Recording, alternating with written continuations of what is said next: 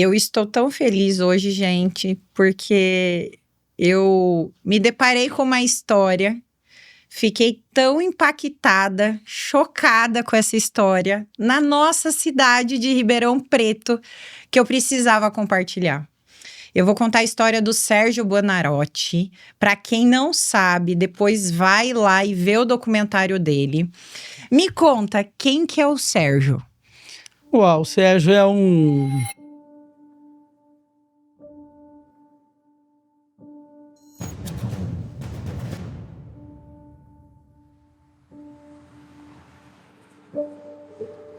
É um dia que não dá pra esquecer, né?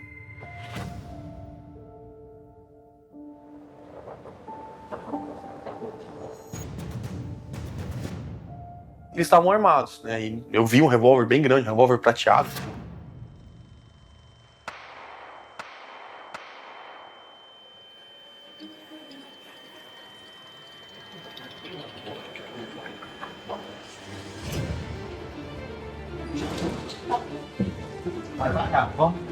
A bala fez um estrago muito grande, né? Passa no CTI e fala assim, não, amanhã ele não vai. Essa noite ele não passa. Lembro de ter passado por uma porta, um lugar, portal. Vai, campeão! Força, rapaz! Vai!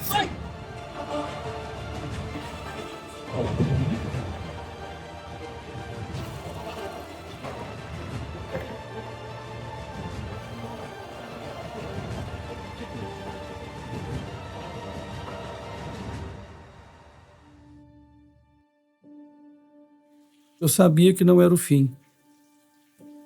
Era só o começo. Um recomeço.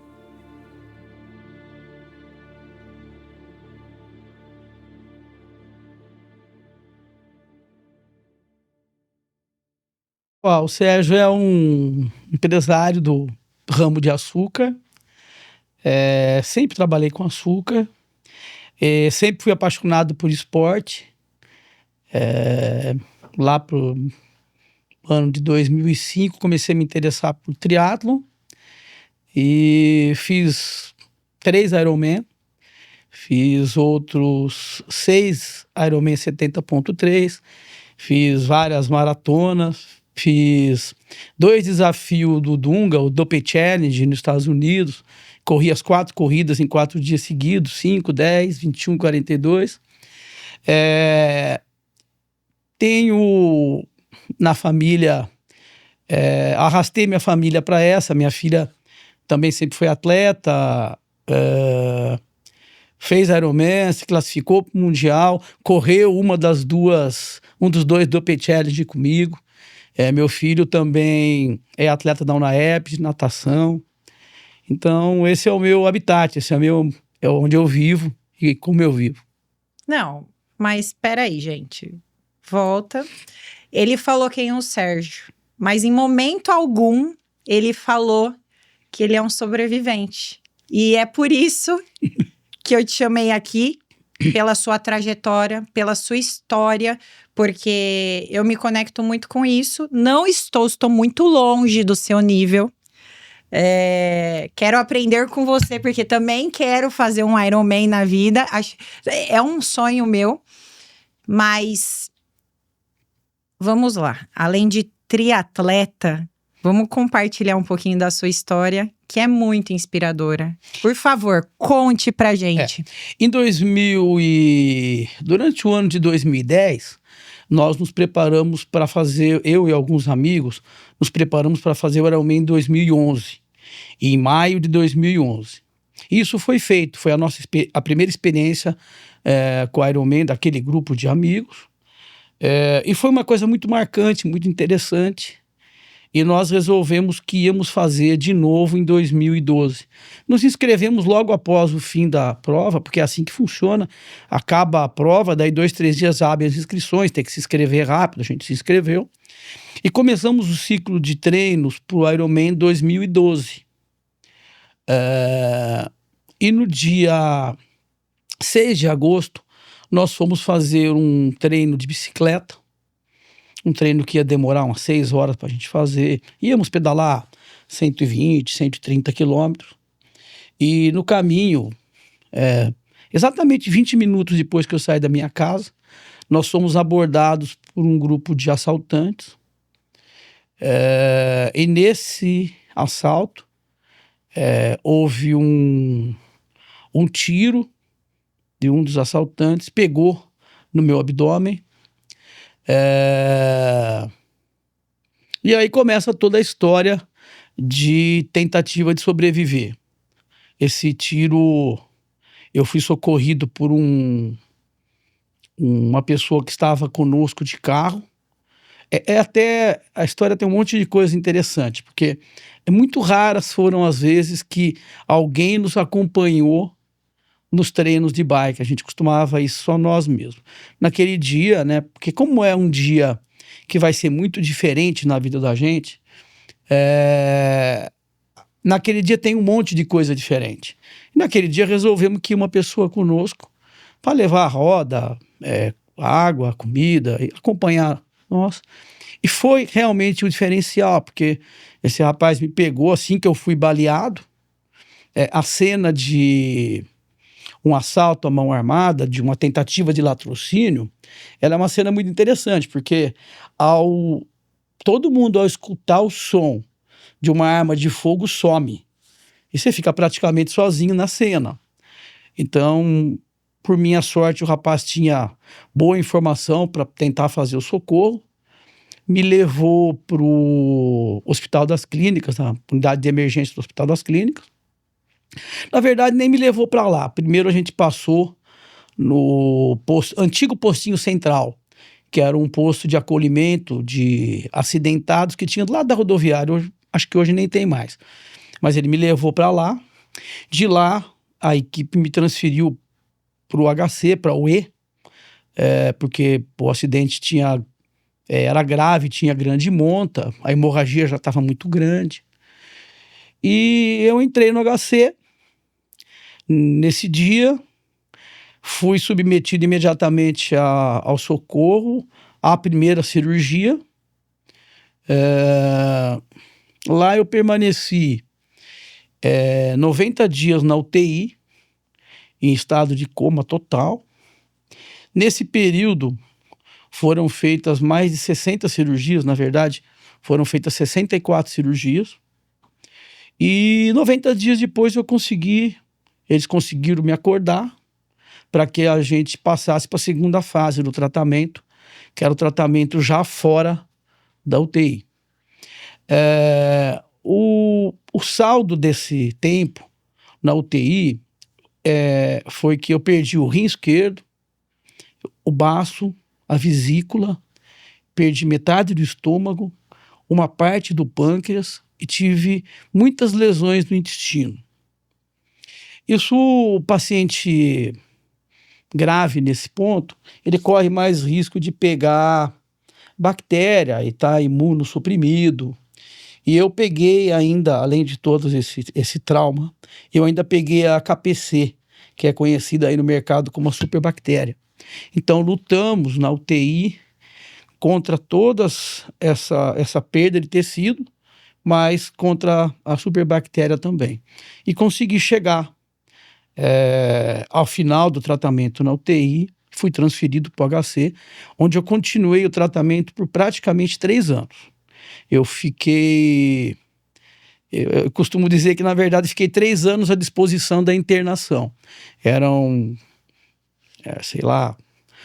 7 dias em casa, 20 no hospital. 10 dias em casa, 30 no hospital. A minha última internação, ao final de 2012, foi uma internação de 45 dias. Nossa.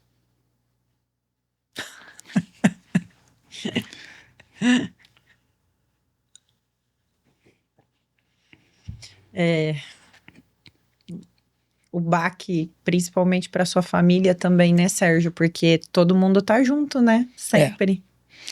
A minha família, os meus amigos tiveram em vigília todo o tempo comigo, né? Então é lógico que também o apoio, a energia que é transmitida nesses casos, eu sinto que ajuda muito a recuperação também. Por você ter uma ideia, meu pai, minha mãe e a minha mulher foram me visitar todos os dias na UTI. E vocês sabem como eu me deparei com a história do Sérgio também, em virtude do documentário. E, por favor, assistam esse documentário. Chama 1538, The Iron Woman. O Iron Woman. The Iron Woman. The Iron Woman. Falei certo? E esse nome é em virtude do ponto de infusão do ferro, né, Sérgio? E eu acho que é um ponto, assim, que mostra... É um nome que mostra força, essa transformação. Tudo isso que o Sérgio falou. E o Lucas Bredas, que tá aqui com a gente também, depois eu vou colocar ele aqui, fez a produção, pessoal da Gratitude Filmes. E foi um projeto muito bonito, de alta produção, mas que eu acho que falta visibilidade em Ribeirão Preto, na nossa região. Eu não sabia antes, e você, um empresário local que tem essa história tão linda, a gente tem que divulgar. Por isso que eu fiz questão de te chamar aqui. Mas os pontos, assim, fortes do documentário que mexeu muito comigo, não foi só sua resiliência, e acho que isso você pode contar melhor que eu, que você fala que você saiu em um dos momentos da internação, você saiu com 38, 39 quilos. 39 quilos. Como um bebê, né? É. Em fraldas, dependente. Aí, fralda, dependente. Eu não conseguia... porque é um bebê, por que eu uso, né? Porque eu sempre falo que eu nasci de novo. E, de fato, eu nasci de novo mesmo. Nasci de fralda, eu não conseguia comer, alguém tinha que me dar comida, as pessoas tinham que me levar para onde eu precisava ir, praticamente com a autonomia de um bebê mesmo. E parece que a gente não dá valor, né, Sérgio? Às vezes, assim, a gente faz as coisas tão no automático, e essas coisas simples, tomar uma água aqui, ok. Mas você fala isso, né? Que o prazer, assim, quando você tomou a água depois de tanto tempo, né? Porque você estava de sonda. Que é essa oportunidade de se dar uma segunda chance de vida? Me conta sobre isso. Porque você se deu uma oportunidade, você escolheu viver. Ou eu ganhei uma outra oportunidade. Aí vai do tipo de análise da fé de cada um, né? No meu caso, eu senti que eu ganhei uma oportunidade. A linha tênue de ganhar uma oportunidade naquelas condições, ela é muito rápida, passa muito rápido. E o meu mérito foi, acho que eu abracei a oportunidade no exato momento que me foi dada. E aí eu construí uma história de recuperação que durou anos, dia a dia. E quando eu falo da água, é verdade. Eu fiquei 8 meses sem tomar água, sem sentir o gosto da água, porque entrava pela sonda. Então, qual foi a alegria daquele período? Tomar um gole de água. Tão simples, né? A gente não dá esse valor. E outra coisa muito bonita, e eu acho que tem a questão de espiritualidade de cada um, mas você fala, não sei se eu posso falar desse jeito, que você viu a luz. Posso falar assim? Pode falar. E eu acredito muito, sou uma pessoa também de fé, que estudo muito. Mas por isso que eu falo de oportunidade de escolha, porque eu acho que quando você se depara com aquilo, cabe a você. Ou talvez vou voltar e fazer um pouquinho mais, talvez ter uma missão mesmo e cumprir aquilo e transformar talvez as vidas da pessoa, porque eu acho que você tá aqui para isso, para compartilhar e mostrar a sua história. E esse lado espiritual eu acho muito importante. Então eu queria que você me contasse um pouquinho como você entendeu tudo isso. Eu entendi, eu discuto isso em vários lugares que eu vou, quando as pessoas me chamam para conversar, ou quando eu estou em algum grupo de amigo que o papo flui bem, eu achei que era necessário que a providência divina desse um breque em mim mesmo. Eu tenho essa sensação clara para mim hoje. Alguns lugares eu costumo brincar que é o seguinte: eu achei que Deus foi muito severo comigo. Mas, de outro ponto, eu digo que se ele não fosse tão severo, eu não tinha escutado. Eu acho que ele foi severo, gritou, doeu meu ouvido, mas eu aprendi. Então aquilo foi feito para mim mesmo, era para mim mesmo. E eu encaro isso na visão espiritual como um renascimento. Ficou muita coisa para trás, né? Mas eu acho que hoje, apesar de estar faltando tudo isso que eu falei aí no meu corpo, eu me sinto uma pessoa bem melhor, em família, em grupo de amigos, no trabalho, na minha visão de mundo, né? Então, vamos lá. Acho legal para quem gosta de espiritualidade pensar da seguinte maneira: eu fui colocado num quarto escuro por 90 dias, onde ninguém entra, ninguém sai. Você não precisa levantar para ir no banheiro, nem para levantar para tomar água, nem levantar para comer, onde tudo que você precisa vem de um equipamento, de uma máquina. Então, quer dizer, eu sinto que eu me permiti, eu tive a oportunidade, dado com muita severidade para mim, pela providência divina, eu tive a oportunidade de ficar 90 dias sozinho comigo mesmo. Então, é natural que eu mude de opinião. Convite é o seguinte: desliga seu telefone celular, desliga a televisão, desliga tudo, fica 90 dias fechado e depois sai para ver o que aconteceu no mundo, né? Então, foi isso que aconteceu comigo. O meu pai faleceu de acidente também, e você falando isso me traz muita coisa. Faleceu no acidente de moto. E tudo isso, igual você falou, mudou toda o seu ecossistema, mudou toda a sua vida familiar e muitas pessoas ao redor. E, nossa, de um aprendizado tão grande, apesar do sofrimento, né, que foi absurdo, a superação, é tão bonito de ver. Parabéns, porque são poucas pessoas também que às vezes encaram isso e buscam se autoconhecer. Falar assim, peraí, como eu era, para onde vou, o que eu passei, e entender todo esse processo. E eu tenho isso comigo, mas eu acho que é muito do seu perfil, que é se desafiar, superar. Você é empresário de sucesso, ponto. Você é triatleta de sucesso, você é Ironman.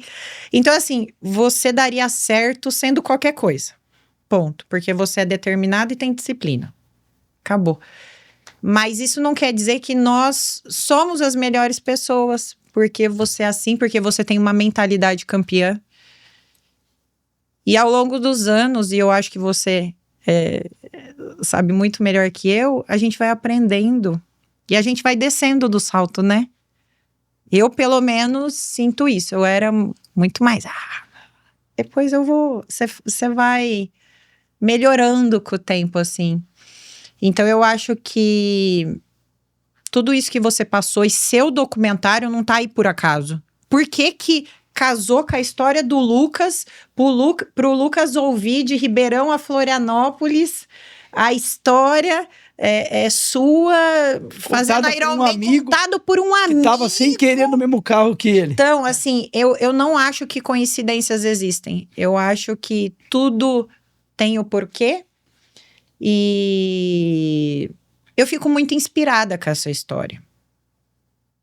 Porque eu quero me superar, mas também a gente tem que ver esse lado. É. Eu tenho várias perguntas Fazer, aqui.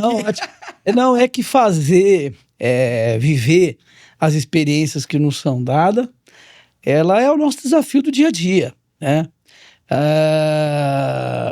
Agora, quanto mais o tempo passa e mais experiência chega, a gente tem que fazer como você falou, ir nos transformando em pessoas melhores, nos oferecendo mais, tentando retribuir aquilo que eu recebi, né?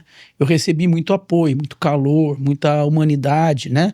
Equipes pra você ter uma ideia, eu não conhecia nenhum médico que me tratou. Eu acordei e conheci todas as pessoas que salvaram a minha vida, foi do nada. Eu fui levado por um lugar que eu nunca nem tinha entrado. Então, quer dizer, como é que você retribui isso à sociedade, né? É todo dia tentando se tornar alguém melhor. Com certeza. E você fala muito do HC, porque eu acho que isso tem que ser enaltecido. Inclusive o Ricardo, que é superintendente, colega nosso. E como, né, assim, a gente tem um hospital de ponta em Ribeirão Preto, que não é só de traumas, de síndromes, etc. E às vezes a gente não dá valor também a tudo que está ao nosso redor. Então eu acho que para nossa macro-região, a gente tem que enaltecer isso. Parabéns pelo HC aí. Mas, nossa, eu tô até assim...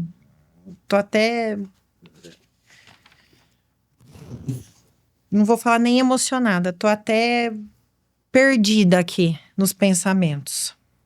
Você ficou em coma por 3 meses, tô certa? Tá certo.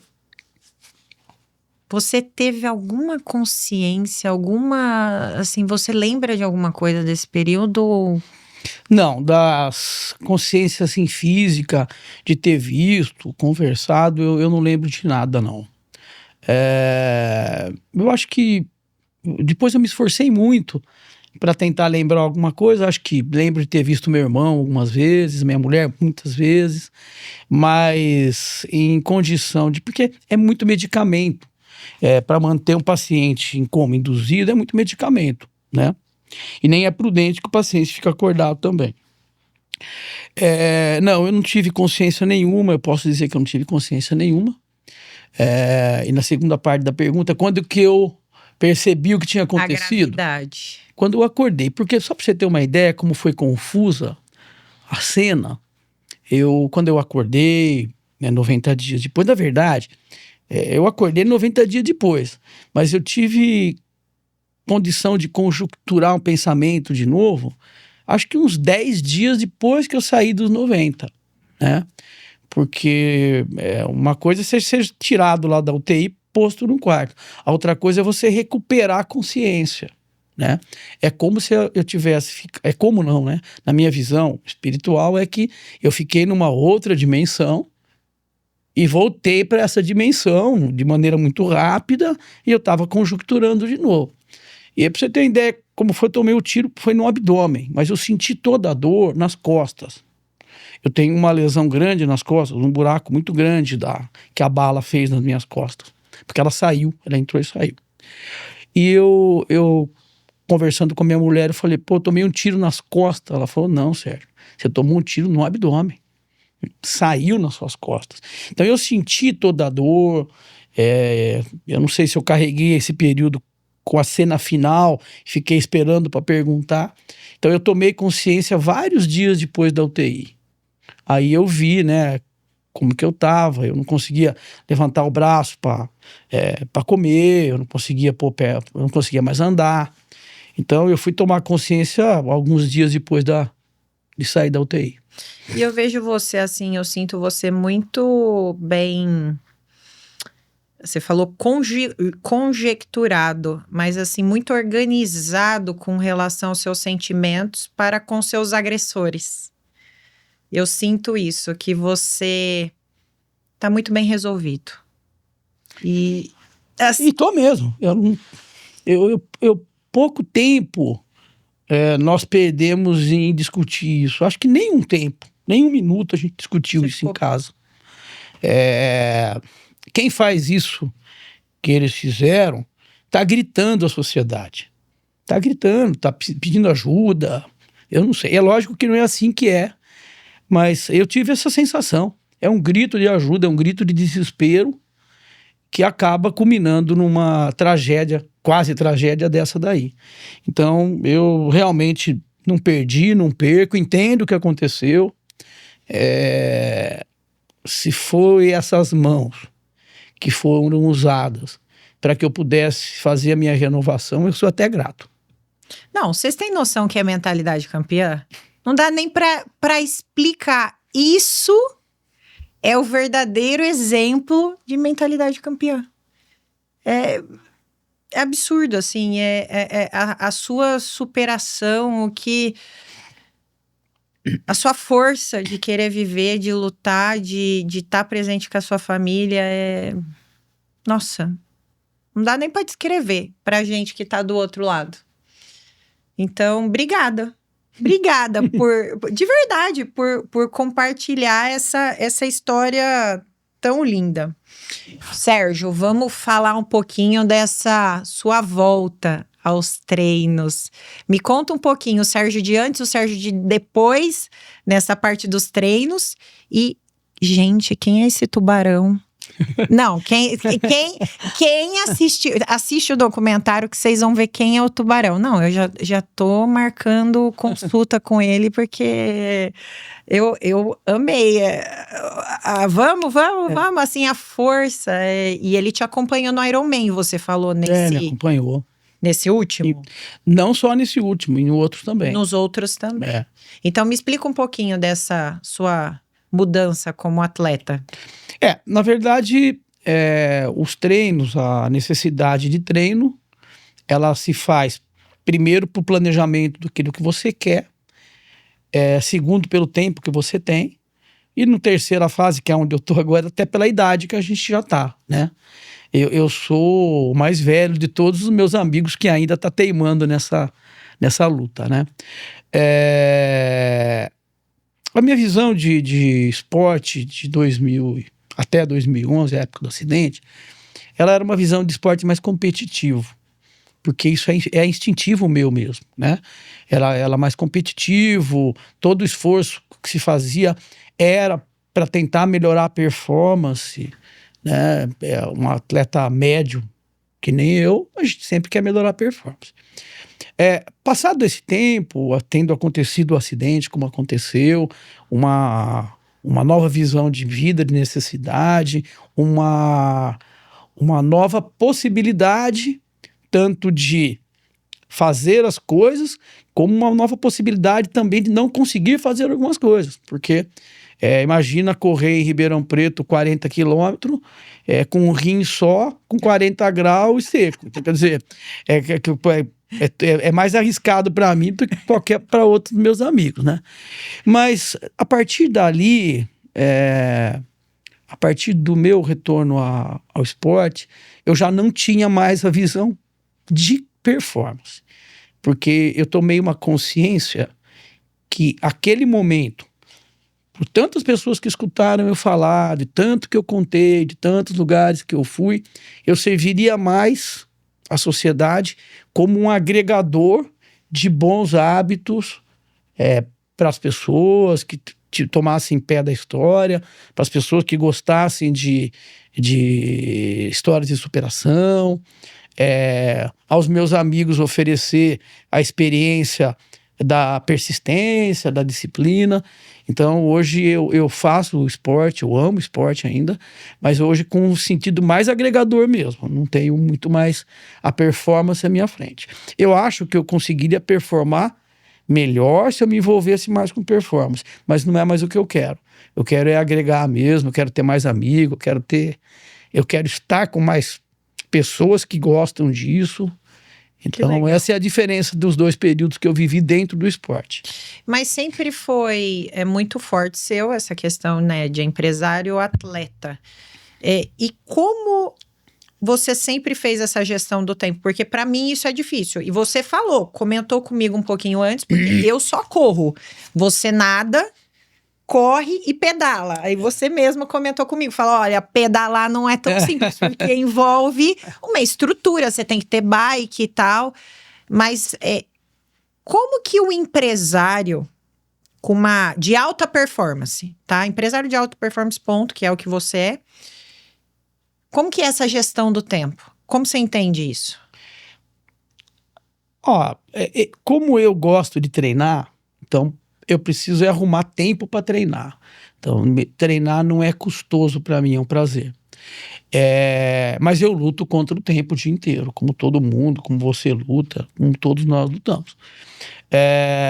O meu exemplo é que eu treino de manhã, todo dia, ou eu nado, ou eu pedalo, eu corro de manhã, ou pedalo e corro em alguns dias, e na hora do almoço eu nado 3 vezes por semana e faço musculação 2 vezes por semana. Então esse é o meu ciclo de treino.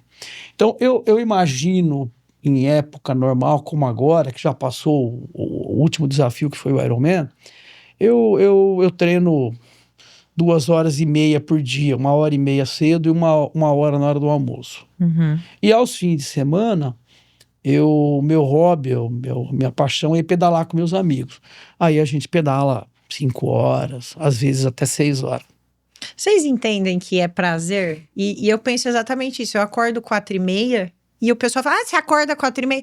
Ué, mas eu não consigo, eu pulo da cama e falo, vou correr, não sei o quê. Porque é isso, faz parte de você, é uma adrenalina, Faz muita falta quando eu não consigo. Então, e parece... Às vezes não consigo, mas faz muita falta. Você não organiza todos os seus pensamentos do dia? Tipo assim, enquanto você tá correndo, pensando em site, tudo? Principalmente na bike, que você anda vendo uma paisagem, tal, rodando, o vento batendo na cara, tal.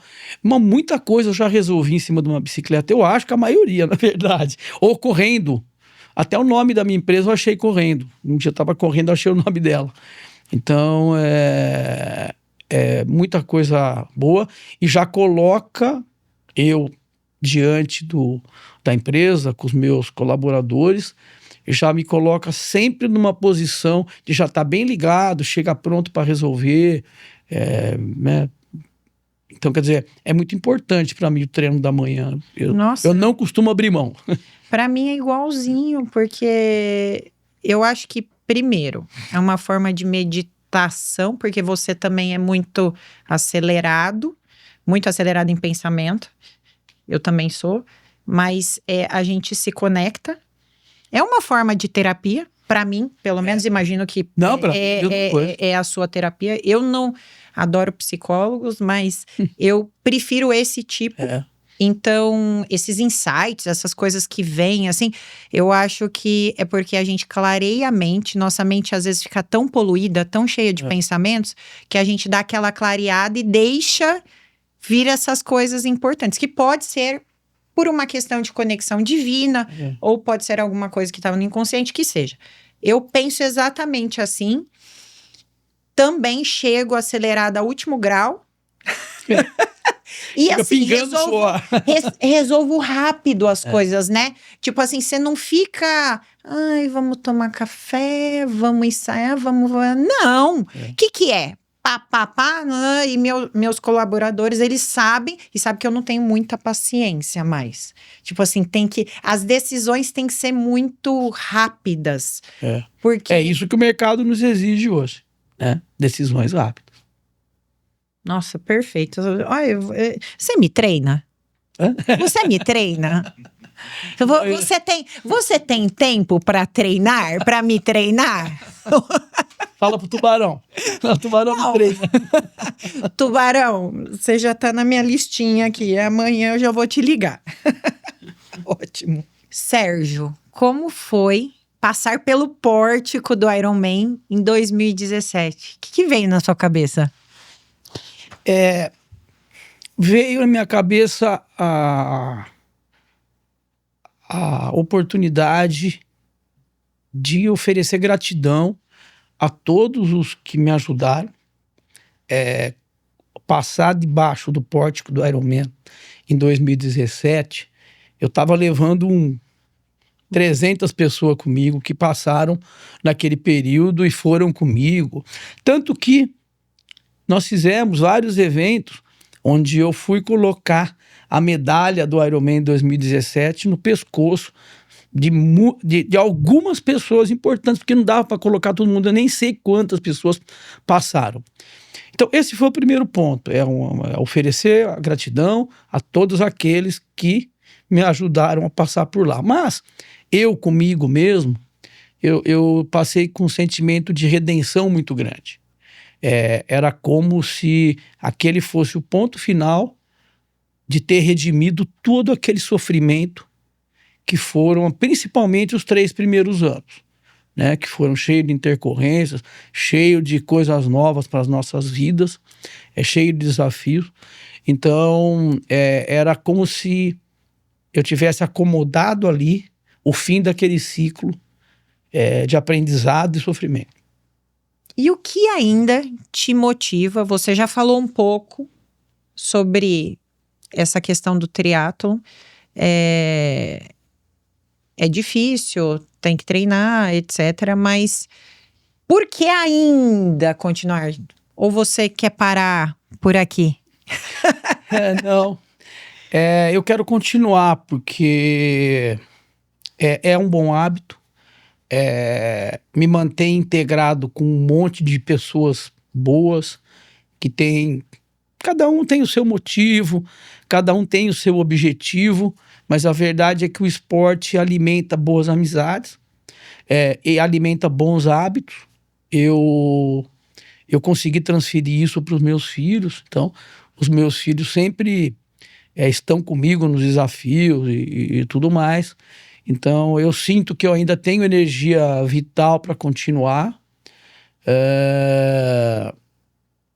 E eu acho que na parte física, o que fez a diferença para mim naquele período difícil foi o condicionamento que ia ser tão necessário para que se passassem aqueles anos em situações de saúde extrema. Ter treinado para o Ironman em 2011, que foi antes um pouco do acidente, me confunde quando eu penso se eu treinei para o Ironman ou se eu treinei para enfrentar aquele hospital naquelas condições de severas, estranhas, condições que estavam muitas vezes além do alcance até dos médicos. Então, eu conto o esporte me ajudou naquele período para que eu oferecesse o melhor da minha condição física para que os médicos pudessem fazer o melhor trabalho possível. E não tem separação, né? O nosso mundo, no final, é um só. Então, a corrida, a vida familiar, o emprego, você tem que estar bem em tudo, não é? E é possível, não é? Eu acho que é. Eu sinto que é. Porque isso, eu acho que nosso desafio... Nós temos problemas, mas é possível, tá tudo em Problema conexão. todo mundo tem. Mas eu acho que a gente tem muito estigma. Tipo assim, tá bom aqui, mas... Sabe aquele velho ditado, né? Como que é? Sorte no jogo, azar no amor. Sorte no amor, azar no jogo. Eu não acho que seja assim. E eu acho que você é um exemplo disso, porque é justamente nós estarmos bem no nosso mundo profissional, nós estarmos evoluindo e melhorando com a família. Todo mundo tem alguma coisa e é difícil também conciliar todo esse tempo, claro. Saúde. Então, mas eu creio que é possível e eu trabalho muito isso, assim, mas... você imaginar que quão é maravilhosa essa máquina humana, né? Depois de tudo que eu perdi, eu consigo fazer provas esportivas de longa distância, de resistência, como se eu fosse uma pessoa normal. Não, você dá baile. Você para, porque eu vi o documentário e o próprio Rafael... Não foi o Rafael que falou? Não, na piscina? Como assim? Ele não tem metade dos órgãos e ele dá baile na gente? Não, para. Não humilha não, que eu tô até com vergonha do meu pace aqui. Que bom. Sérgio, que conselho você daria para quem está passando por um momento difícil na vida? Olha, perseverar, perseverar sempre, porque a construção daquilo que a gente chama de milagre, ou a construção de encontrar uma saída para o seu drama, para a sua dificuldade, ela é feita passo a passo. Então é perseverar, ter paciência e ter esperança e ter fé. Porque a fé de verdade, aquela fé que raciocina, essa fé, ela aparece mesmo nas grandes crises quando a esperança acaba. Até que a gente tem esperança, a fé fica um pouco relegada.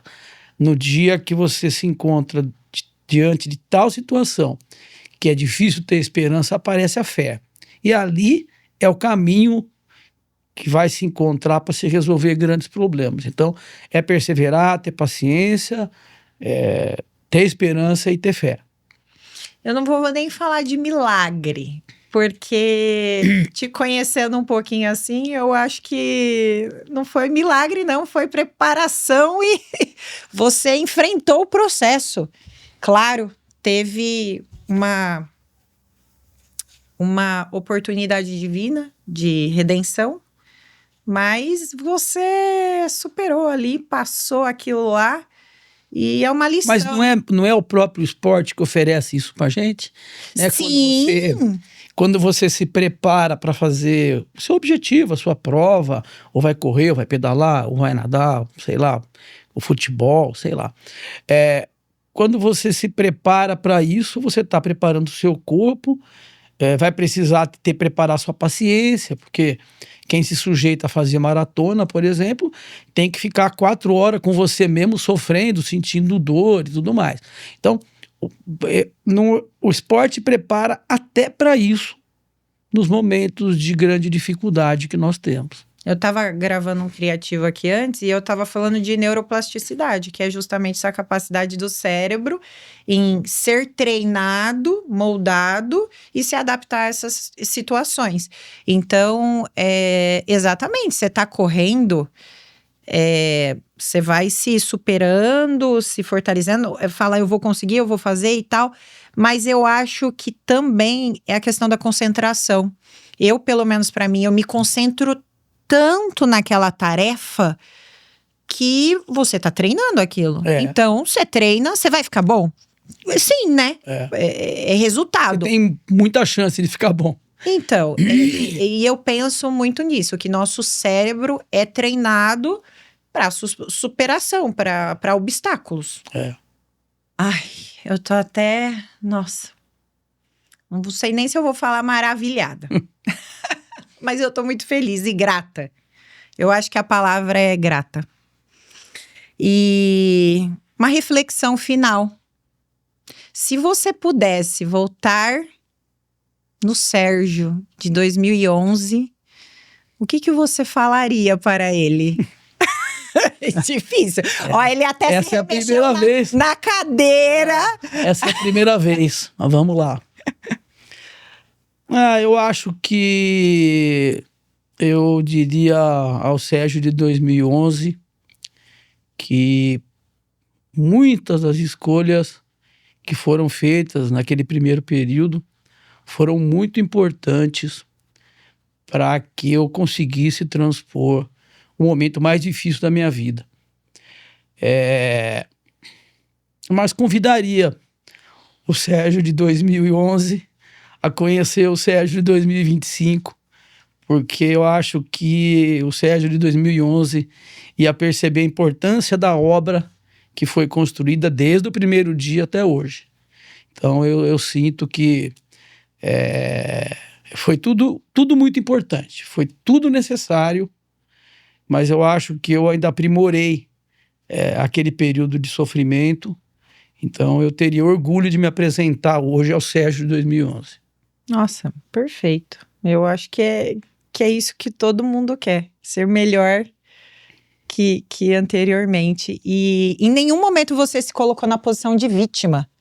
desde o começo da entrevista, e eu comentei, você não falou de milagre, você não falou dos seus agressores, eu que citei, você não se colocou na posição de vítima e você não reclamou em momento algum.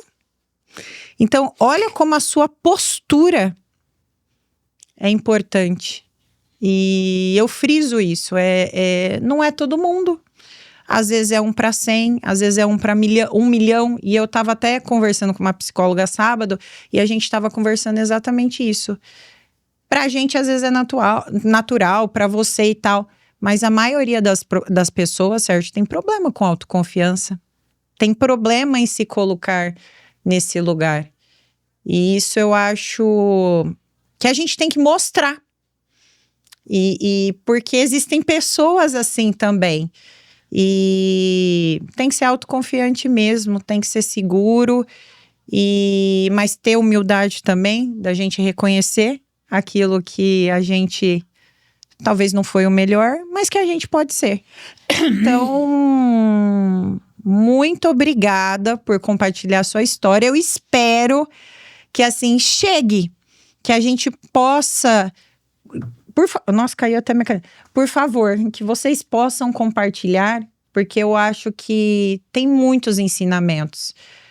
Ninguém tá aqui para aparecer, o Sérgio não precisa disso, não, mas ele tá aqui para ser exemplo e para contribuir na vida das pessoas de alguma forma. Então, é lisonjeador estar aqui junto com você. Obrigado. Contar a história foi, primeiro, ideia dos produtores do filme que me procuraram, e eu não tinha muita certeza se era isso que eu queria, mas adquiri uma confiança muito grande com a equipe médica e fui conversar com eles. Olha, o pessoal me procurou, tal, e eu acho que eles foram muito precisos em me dizer o seguinte: Sérgio, a sua história precisa ser contada. Se sou você, eu conto. Por quê? Porque você pode ajudar pessoas que passam por dificuldades extremas e precisam, às vezes, de uma palavra de fora para poder se enfrentar, se comparar. Então, eu acho que você devia contar a história. E foi nascendo essa vontade, e nós acabamos fazendo o documentário. E sempre que sou convidado, e agradeço por estar aqui, sempre que sou convidado, gosto de falar, estou sempre pronto para ajudar. Se a gente conseguir melhorar o dia das pessoas em 1 minuto, tem os grandes oradores, as grandes personalidades que melhoram a vida das pessoas, às vezes de maneira definitiva. Se eu conseguir melhorar a vida de uma pessoa, 1 minuto, já valeu a pena a gente estar aqui junto, e é isso que eu quero. Maravilhoso. E você já teve alguém que você conheceu assim, que chegou em você e falou assim: Sérgio, meu Deus, você fez a diferença, assim, foi uma virada de chave na minha vida? Não, tive vários. Tive várias pessoas que se motivaram com a história. Teve pessoas que começaram isso aqui é mais que isso, gente! Influenciar positivamente a vida de alguém. Teve pessoas que começaram a correr depois que aconteceu o acidente. Pessoas que fizeram promessa para que eu sarasse e foram pedalando até Aparecida. Foi bastante... essa energia toda foi transferida para mim. Então, teve bastante gente que me falou que, às vezes... Muitos meus amigos falam: pô, às vezes a gente tá sentindo lá uma dor assim, mas a gente lembra de você. O Sérgio faz, vamos, o Sérgio tá ali do meu lado e ele não tem metade aqui, então não vamos reclamar não, vamos embora. Eu tô com o Lucas aqui, o Lucas é da Gratitude Filmes, que fez a produção do documentário do Sérgio, e eu queria que você desse a sua opinião, na verdade eu acho que é muito mais Fala o seu lado. O que você sentiu produzindo isso? Porque você conviveu muito. Você participou da vida familiar dele, você entrou em todo esse processo. Então, assim, não deve ser fácil, né? Parece que você fica amigo da pessoa, né? Não tem jeito. Com certeza. Eu vivi na casa do Sérgio durante 4 anos, né? Acho que ele me via mais do que via a própria família, né? A Marina, o Davi e a Cláudia. A gente ficou muito amigo com isso, mas vocês comentaram que algumas coisas acontecem e não tem, o acaso não existe, né? Eu era repórter da IPTV quando o Sérgio tomou o tiro e eu cobri o caso dele, né? Eu não sabia fiz reportagens disso. Em 2011, eu trabalhei na IPTV como repórter de 10 a 17, 7 anos. E em 11 eu era repórter, eu cobri o caso do Sérgio, mas eu nem tive contato, né? Entrevistei alguns amigos na época, ele estava em coma ainda, então nós nos conhecemos nessa época. Então eu não conhecia o Sérgio.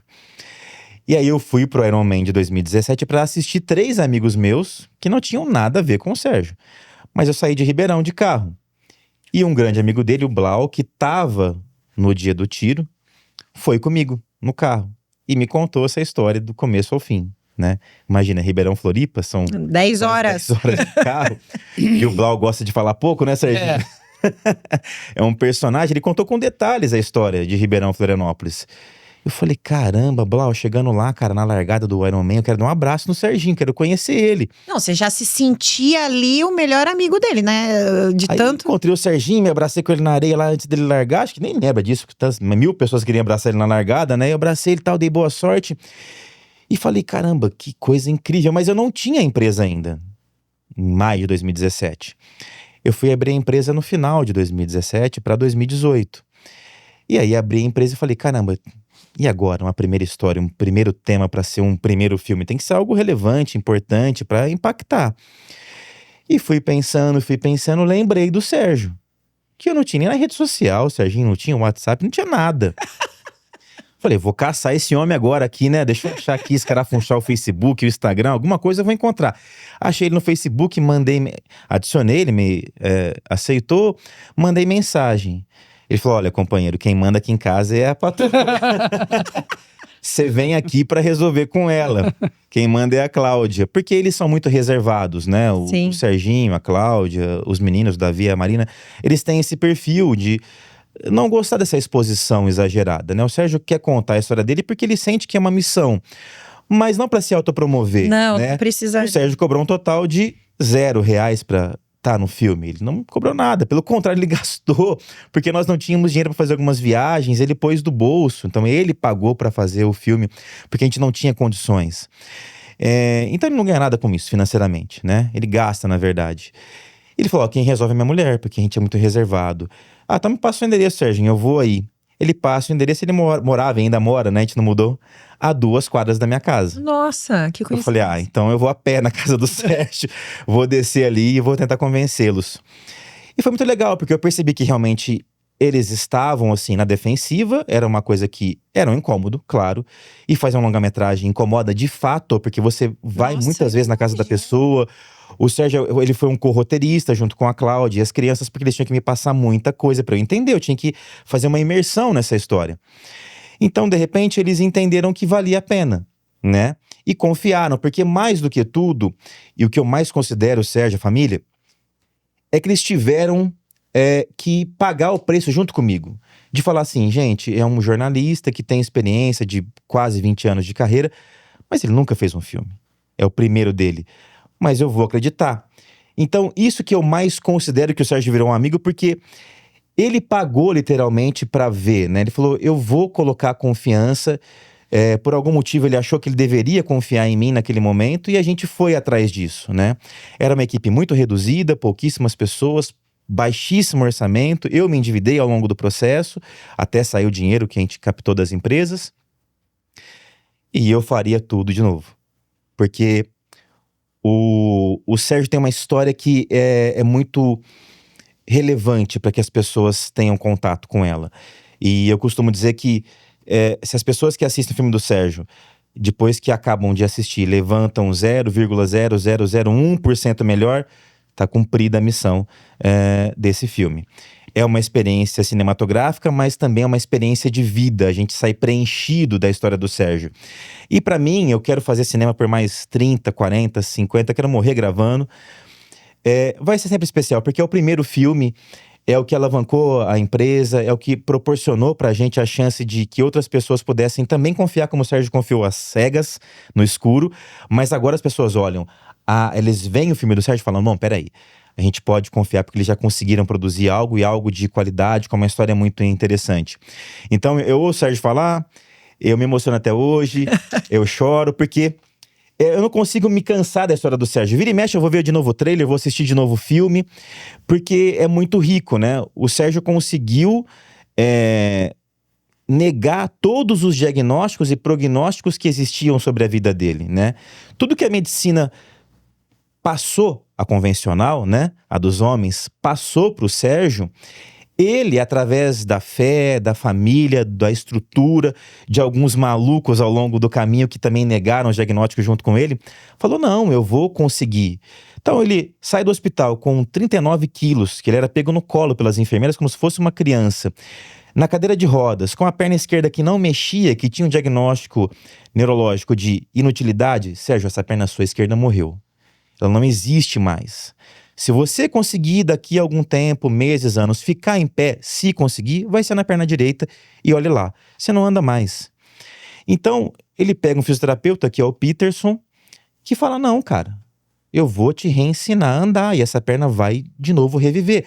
Era uma perna morta para a medicina, com o pé até caído.